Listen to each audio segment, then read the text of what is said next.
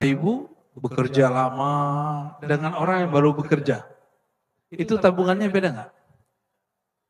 Ada orang yang baru bekerja, tapi dia bekerja di tempat yang lahan yang basah sekali. Lahan yang sangat banyak duitnya. Maka tabungan dia banyak. Jika dia berbagi, pasti dia mampu berbagi banyak. Itu secara materi.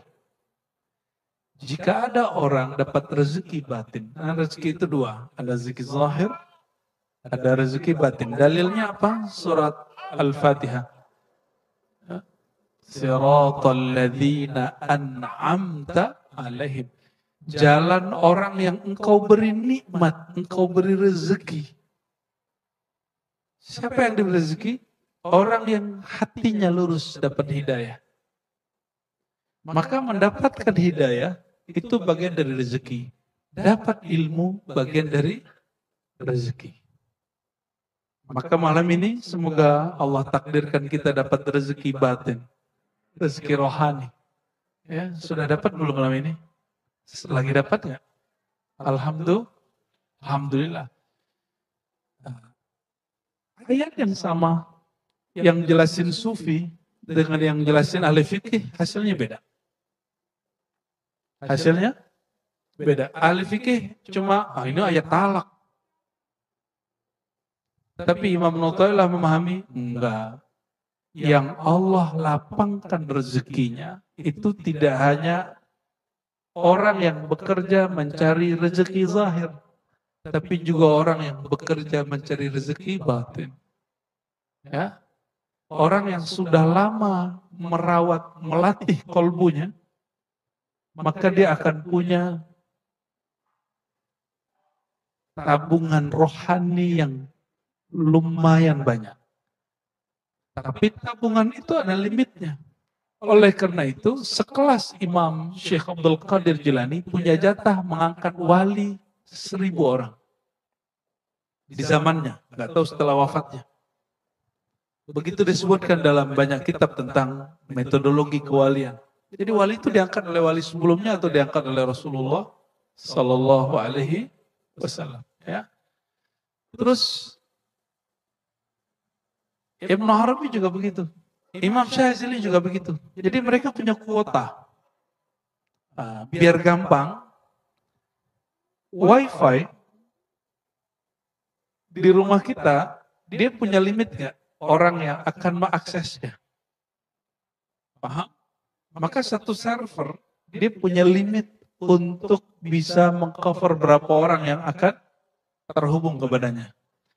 Itu baru zahir. Tapi kelihatan nggak sinyal itu? Ada yang bisa ngeliat sinyal?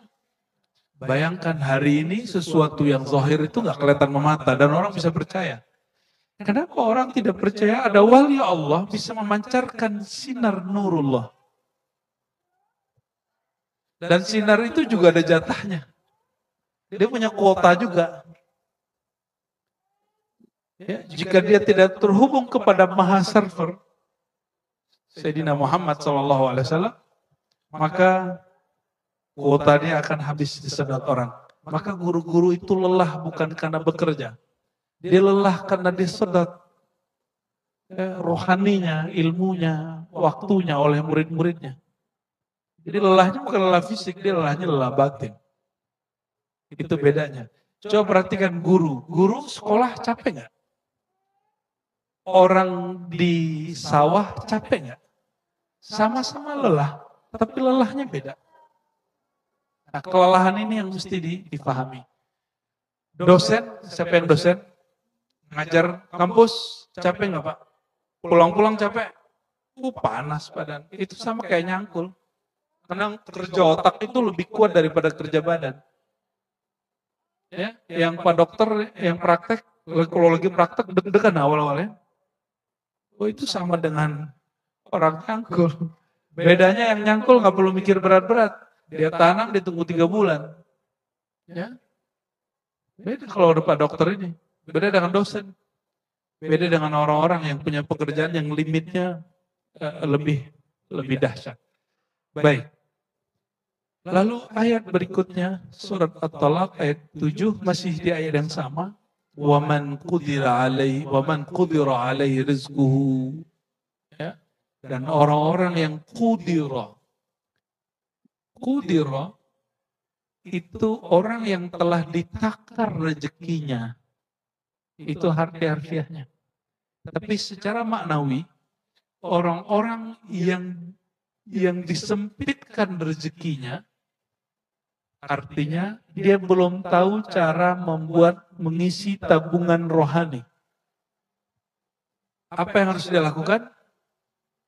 Ya, mereka mesti datang kepada servernya. Dia mesti datang ke tempat bekerja. Kalau belum bisa menciptakan pekerjaan, kita kerja sama orang. Ya. Kalau belum bisa menyembuhkan diri sendiri, kita cari dokter. Kalau belum mampu membuat pintar diri sendiri, carilah guru.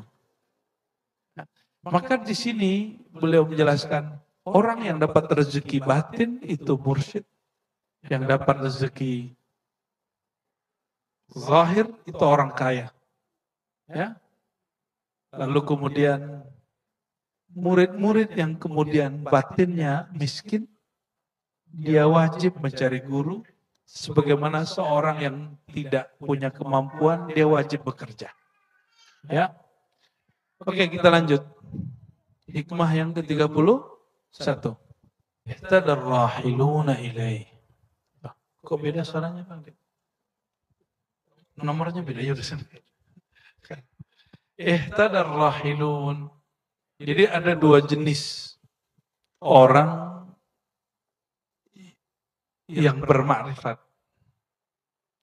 Yang pertama, murid. Murid itu dari kata iradah, dia mencari makrifat. Yang kedua, murad. Murad itu ilmu yang cari dia. Ilmu yang cari dia. Sama dengan orang bekerja, ada yang dia mencari rezeki, ada yang rezeki cari dia. Masuk akal? Oke? Benar nggak? Ada kalanya rezeki kita yang kejar, ada kalanya kita dikejar-kejar rezeki. Itu perkataan Sayyidina Ali. Rezeki itu dua, kadang kau mencarinya, kadang kau dicarinya. Oke? Yang jomblo-jomblo sama. Jodoh itu bagian dari rezeki. Engkau mencari atau dicari. Ya. Jadi yang jomblo-jomblo nggak usah kemudian ke kuburan dulu mau cari ilham. Pakai kalam Sayyidina Ali ini, ya. Allahumma shalli ala Sayyidina Muhammad.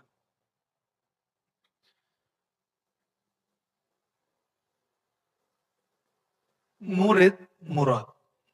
Istilah itu muncul dalam kitab Syekh Abdul Qadir Jilani, kitab Al-Ghunyah bagian terakhir bab tasawuf. Ya, di situ disebutkan tentang ada murid, itu orang yang bermujahadah, dia ditalkin dulu, dia suluk dulu, ikut kholwat dulu, banyak puasa dulu, zikir pagi sore.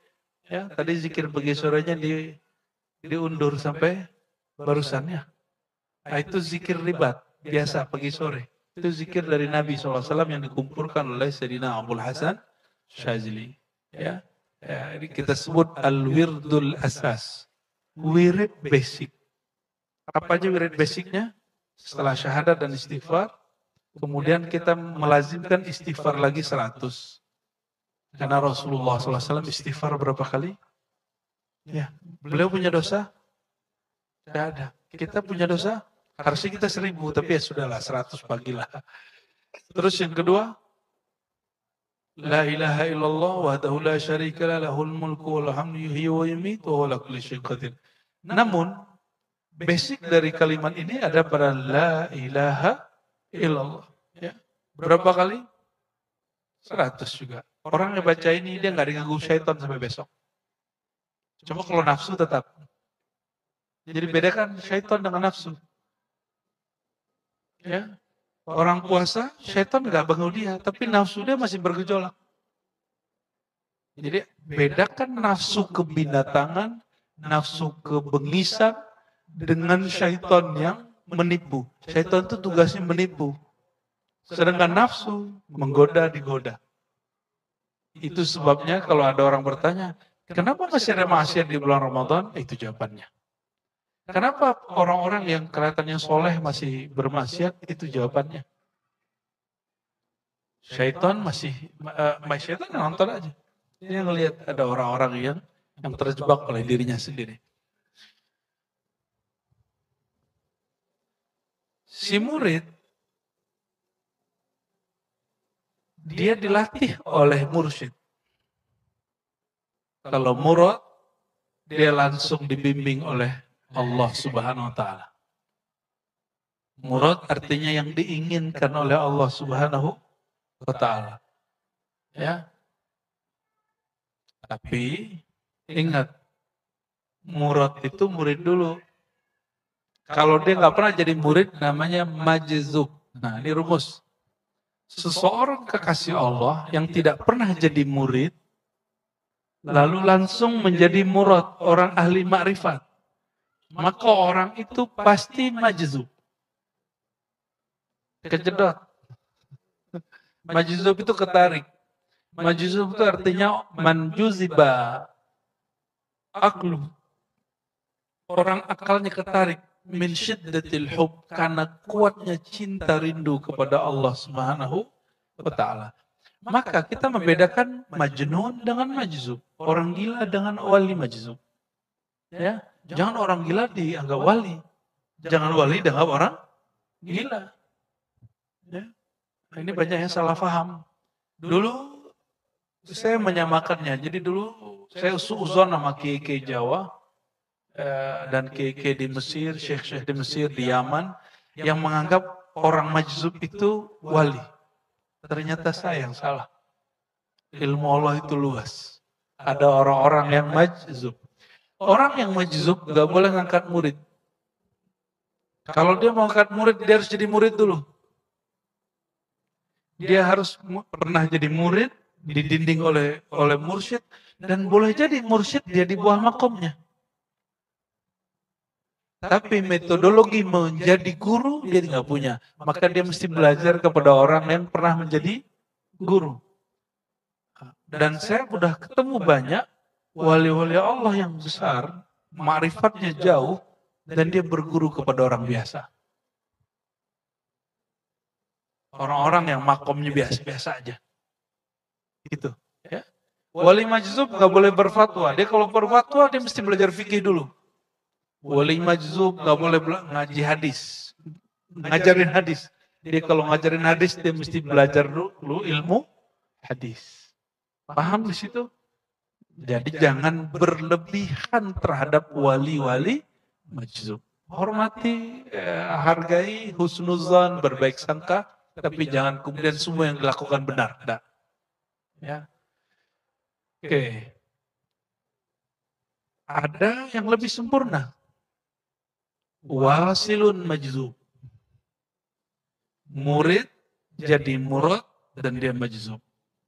Maka akal dia sempurna, batin dia bercahaya, dia kenal Allah, kualitas iman dia, cinta dia sama dengan wali majzub, tapi akal dia mampu untuk mengontrol kegilaan orang jatuh cinta.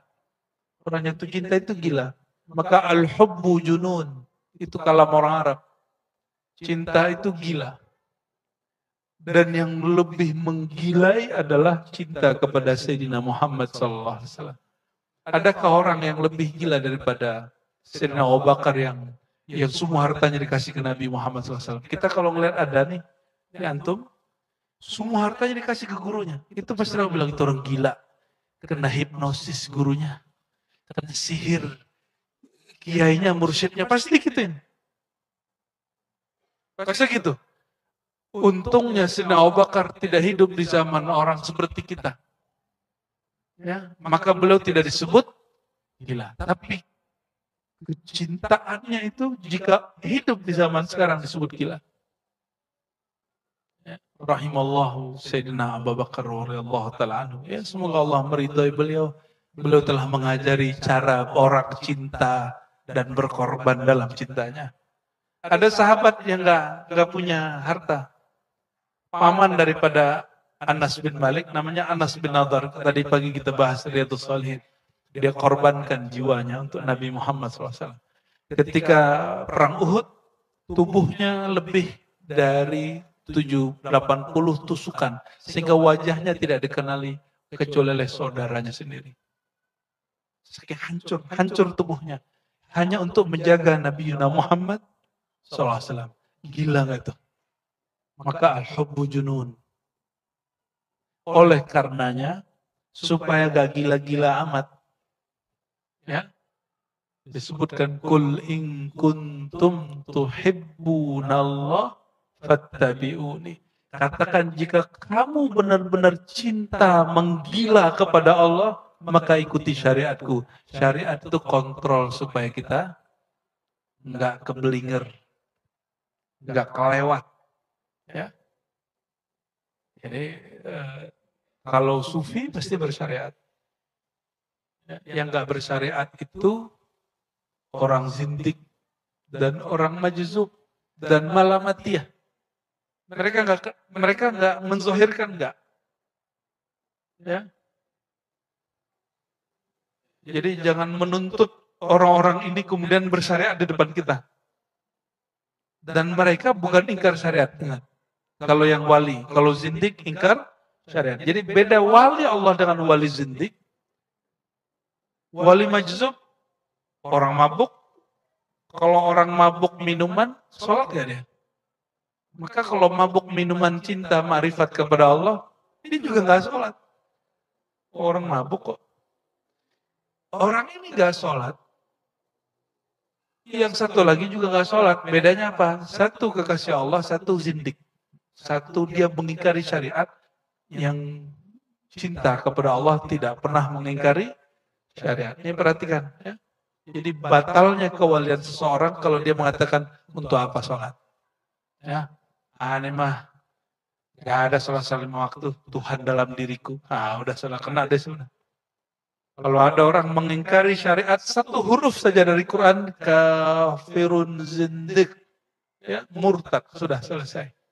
Dan tidak ada saya ketemu sufi, bahkan malamatiyah, beda ya. Ada wali sufi, ada wali malamatiyah, wali majzub. 3 wali ini tidak pernah ingkar kepada satu huruf Quran pun. Ini sejauh yang saya temui di perjalanan rohani. Ya. Mari ke sini.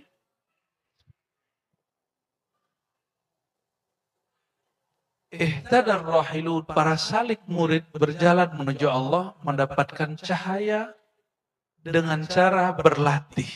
Riyadhah mujahadah. Ini sering kami sampaikan, saudara-saudariku. Satu kali para imam salafus saleh ini, seperti Abu Yazid, ya, beliau bicara hal yang sama, Junaid bicara hal yang sama. Ya. Apa kata mereka? Kalau murid melihat kita sekarang, pasti mereka jadi zindik dan fasik. Karena mereka mengira jadi wali Allah itu cukup duduk-duduk, nongkrong-nongkrong, ngopi-ngopi. Nongkrong di goa gitu ya. Ya. Murid-murid kan gitu. Apa kata beliau? Seandainya mereka tahu apa yang kami lakukan sebelum kami sampai ke makom ini, mereka tidak mungkin menjadi zindik. Bahwa para Abu Yazid itu punya amalan jalan kaki setiap hari mencari masjid. Dan itu amalannya 1000 masjid. Jalan kaki. Masuk di masjid, hanya sholat 2 rakaat, lalu dia pindah lagi ke masjid yang lain. Jika itu pas-pasan dengan 5 waktu, dia sholat 5 waktu. Satu kali, satu pagi, dia sampai di satu masjid, itu masjid imamnya kenal sama dia, habis subuh dia masih zikir pagi sore. Apa kata si imam? Bayazid, engkau zikir, orang bekerja. Engkau wiridan, orang semuanya datang ke sawah, datang ke pasar. Mereka mencari makan. Kamu zikiran, kamu makan apa hari ini? Keluargamu makan apa hari ini? Ini sindiran siapa? Imam. Imam Abu Yazid langsung ulang sholat subuh. Qadaan. I'adah. Apa kata dia? Sholat di belakang orang yang tidak percaya kepada kesempurnaan Allah Maha memberi rezeki, sholatnya batal. Coba dipakai di mazhab fikih nggak masuk. Itu mazhab ahlul haqaiq, ahli hakikat. Kita nggak nyampe. Ya, sholat di belakang orang nggak khusyuk gimana? Kalau ngikutin Abu Yazid kan nggak bisa. Makanya mazhab Abu Yazid nggak masuk ke fikih, masuknya ke bab ilmu hakikat, bukan ke tarekat. Orang tarekat banyak yang nggak khusyuk. Namanya orang tarekat baru di jalan, thariqah itu jalan.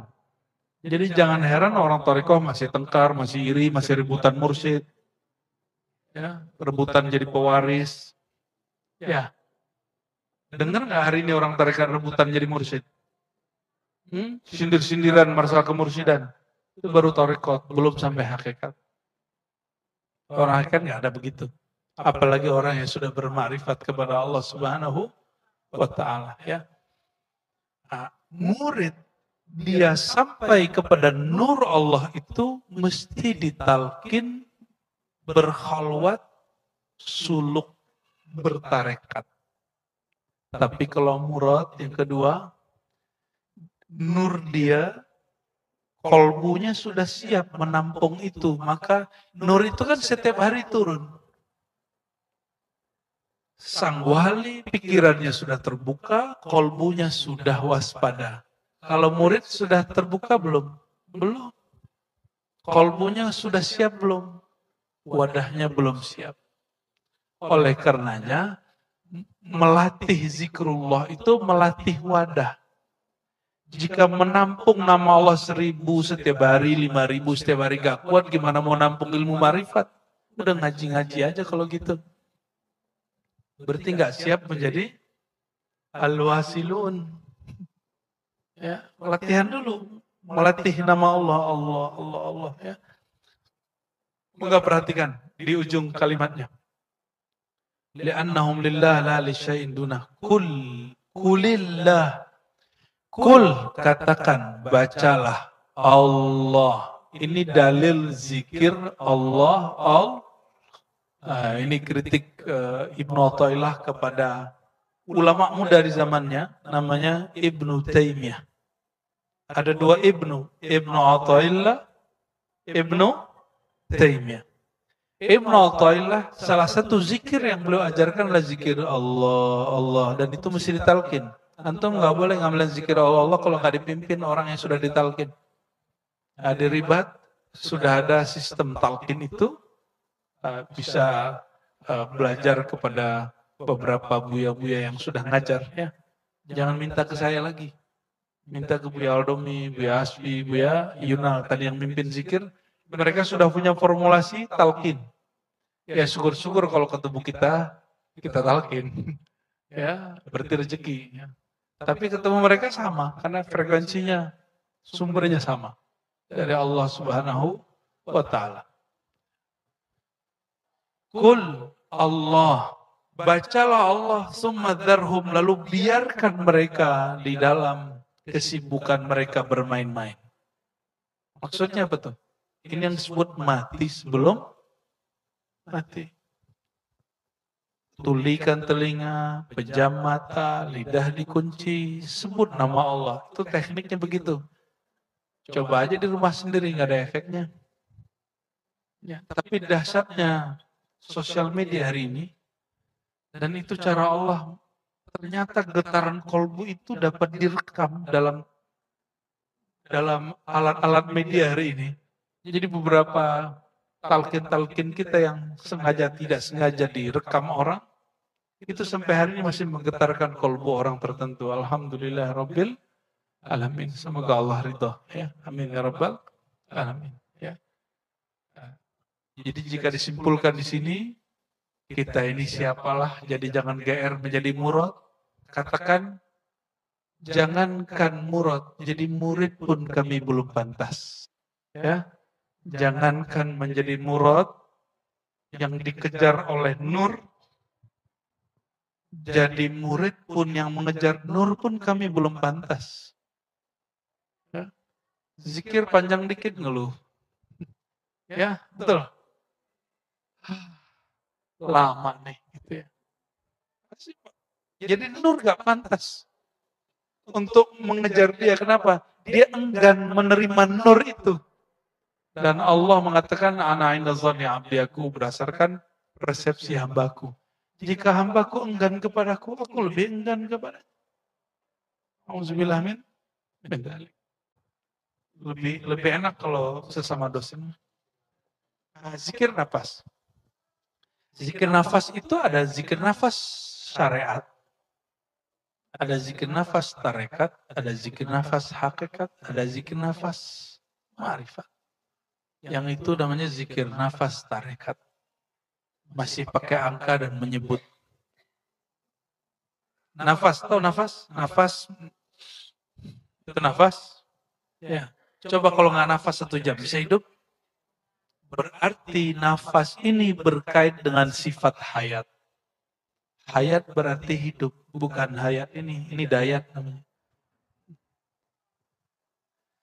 Hayat itu spirit kehidupan yang Allah tiupkan, itu yang Allah tiupkan dalam diri. Jadi isinya ruh itu salah satunya adalah nafas.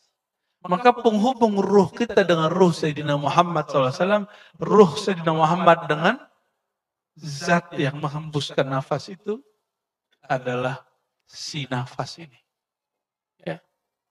Zikir tadi menghubungkan nafas zahir dengan nafas batin. Belum kepada Rasulullah, belum kepada Allah itu sendiri. Ya, itu mesti zikir basic. Ya, kalau ini bagus, baru nanti ke depannya lebih bagus. Jadi fokus pada situ. Ya.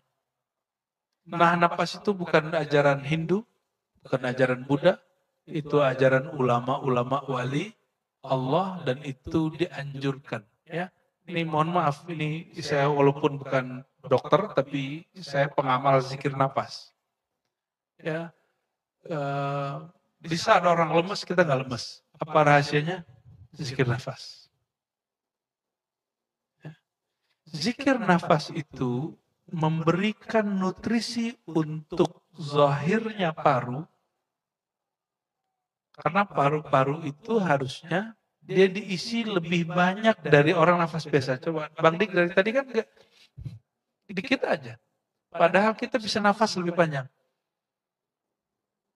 Kenapa orang ahli zikir yang mengerti nafas tidak perlu banyak tidur? Karena duduk dia berzikir setara dengan tidur. Orang tidur bisakah tidur tanpa rileks? Dia gelombang otaknya harus sampai kepada titik rileks baru dia tidur. Orang-orang yang berzikir, dia bisa tidur di dalam zikirnya. Inilah dia orangnya. Tapi cuma sekali seumur hidup dia nyobain begitu. Ya, orang melihat dia bangun, tidur, tapi dia ngerasa saya nggak tidur. Itu zikir nafas, cuma saya nggak kasih nama ke Bang Dik sebelumnya. Ya, zikir aja, suruh zikir aja, dalamlah, patu-patu aja. Alhamdulillahirrahmanirrahim. Nah, zikir nafas itu dia ke paru, dia ke jantung, tapi yang paling penting kepada kalbu. Itu yang paling penting. Ya. Ya, makanya guru-guru kami dulu yang ahli zikir, itu jarang yang asma. Ya. Jarang yang asma. Rata-rata asma itu belum belajar zikir nafas dan belum latihan. Ya, yang asma-asma, latihan zikir nafas, ambil talqin kepada guru tarekat yang ada di kampung, ya di mana kita tinggal. Insya Allah Allah sembuhkan. Ya, karena itu dianjurkan sekali. Ya, dianjurkan sekali. Kita ini sudah tahan nafas waktu takbir Allah Akbar. Nafas, tahan nafas. Ya, waktu sujud tahan nafas, jangan nafas lagi sujud. Itu ada debu-debu banyak. Ya, jadi kalau mau sujud, tahan, ambil nafas sedikit lalu tahan. Baca subhanallah bihamdi subhanallah. Gitu.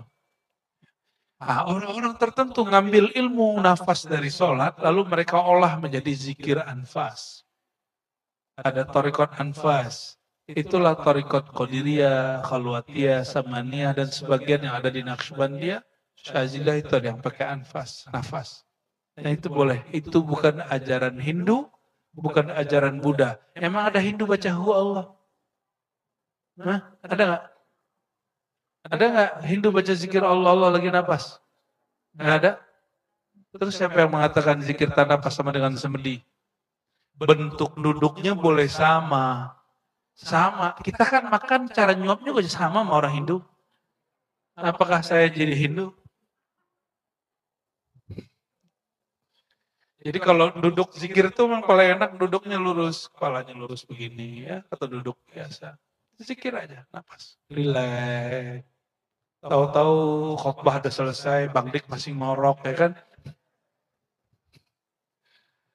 Disebutkan di hikmah yang ke-9, beragamnya jenis amalan zahir itu disebabkan keberagaman anugerah yang batin dari Allah Subhanahu wa Ta'ala. Jadi zikir ada zikirnya macam-macam, karena rahasia yang Allah simpan di dalamnya juga beragam, dan itu dapat menghilangkan kebosanan.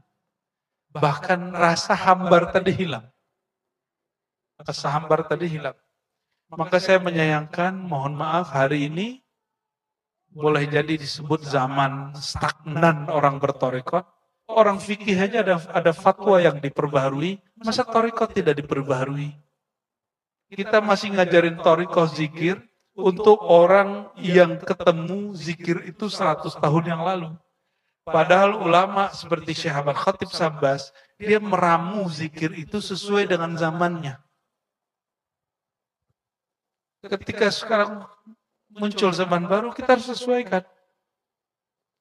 Jangan kemudian dibiarkan begitu aja, zaman kita sudah beda. Anak-anak hari ini, gak usah anak-anaknya. Bapak ibu ini kan pusing anak main handphone. Saya jawabnya sederhana. Kalau kamu kasih contoh depan anakmu, kita nyontohin megang handphone berjam-jam depan anak, terus kita mengeluhkan anak kita main handphone. Kan lucu. Ya, sama dengan itu barangkali wallahu a'lam bishawab. Ya, jadi zikir anfas lanjutkan. Ya, jangan berhenti di zikir anfas, tutup dengan sholawat kalau enggak kebakar. Ya, kasyaf itu sangat diinginkan oleh semua orang yang belajar zikir.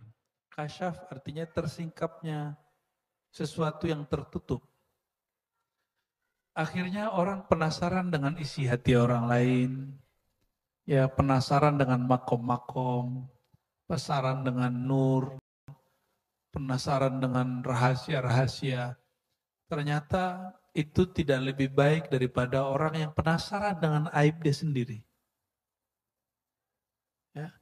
Maka kalimat beliau, tasyawufuka, bukan tasawuf, tasyawufu, tasyawwafa ya tasyawwafu, tasyawufan. Pakai sya, shin, titik 3, bukan yang shad. Ya. Kecenderunganmu untuk mengetahui aib yang tersembunyi dalam dirimu, itu lebih baik daripada kecenderunganmu untuk mengakses, mengetahui alam gaib.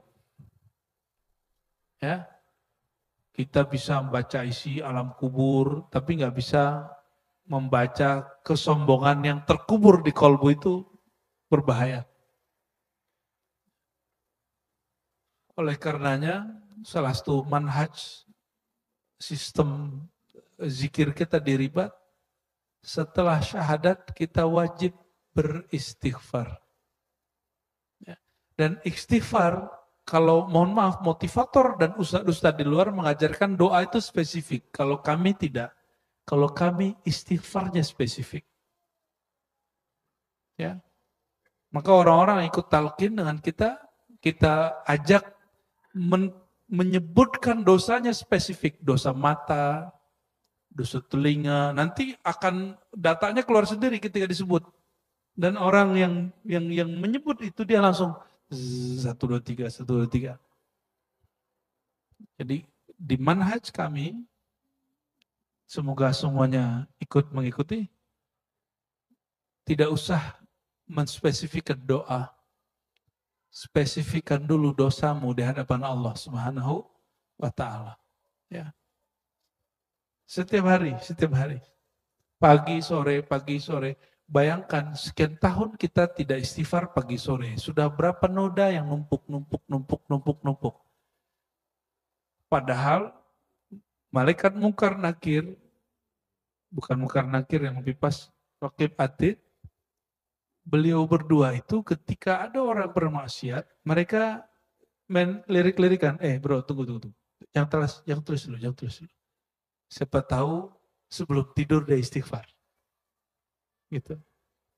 Maka orang yang istighfar dalam satu hari, semua dosanya selama tidak syirik diampuni. Selama tidak syirik dan menyakiti dan mengambil hak orang lain, itu diampuni. Kalau dia menyakiti orang lain, dia mesti minta maaf. Ya. Hati-hati loh ya, mengunjingkan orang online. Minta maafnya online juga tuh.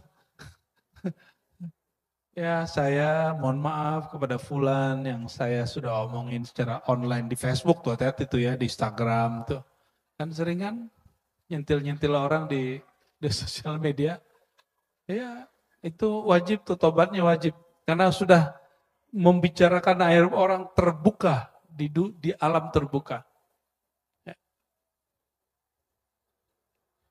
Oleh karenanya, orang kalau nanya, saya waktu zikir Allah, la ilallah kok kurang berasa ya? Tapi waktu istighfar berasa, ya itu jatahmu. Berarti kamu baru muznibin, belum zakirin. Jangan maksain diri. Karena awal daripada makom itu makom taubat. Makom taubat bagi muzdibin pendosa. Kita ini semua pendosa? Pendosa. Kenapa zikir nggak nikmat? Karena kita belum makom zakirin. Orang yang berzikir.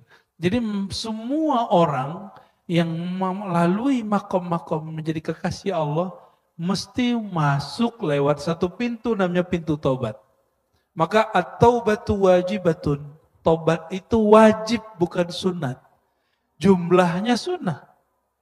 Tapi keberadaan istighfar taubat itu wajib. Orang yang tidak bertobat sehari semalam pendosa. Dan Allah benci kepada dia. Jadi wajib istighfar setiap hari. Wajib tobat setiap hari. Wajib. Ya.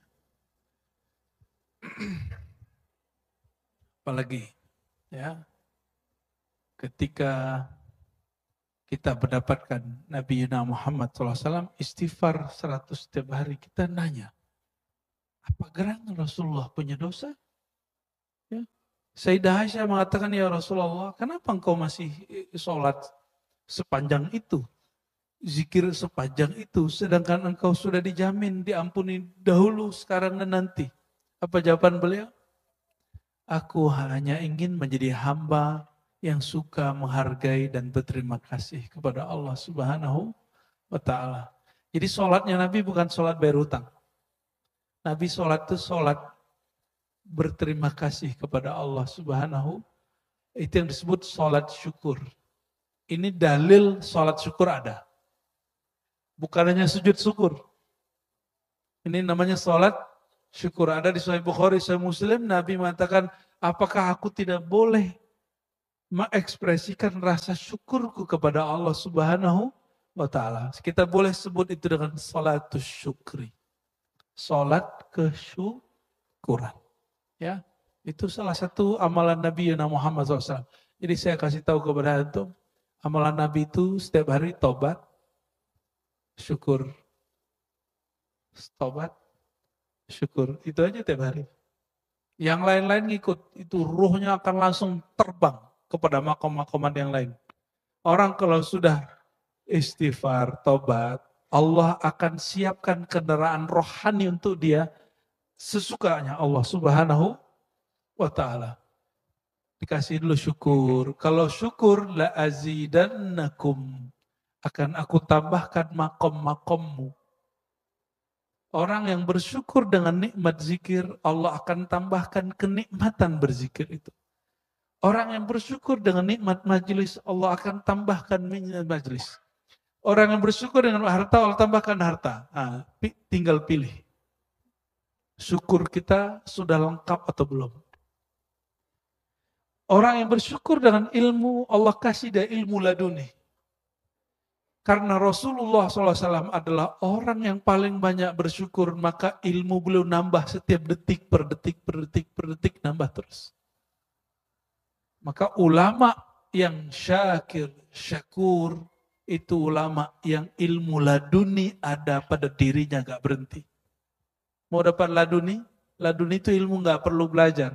Langsung Allah yang ngajarin. Itu babnya cuma satu, syukur. Tapi ingat, yang ngajarin syukur siapa? Guru. Berarti awalnya ada guru dulu.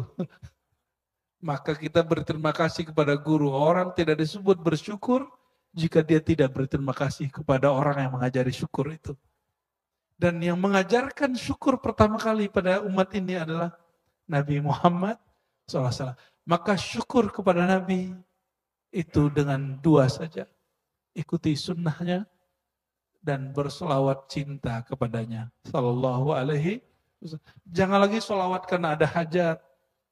Solawatlah karena mahabbah, cinta. Dan orang yang dicintai akan membersama yang dicintainya. Ya, sallallahu alaihi wasallam.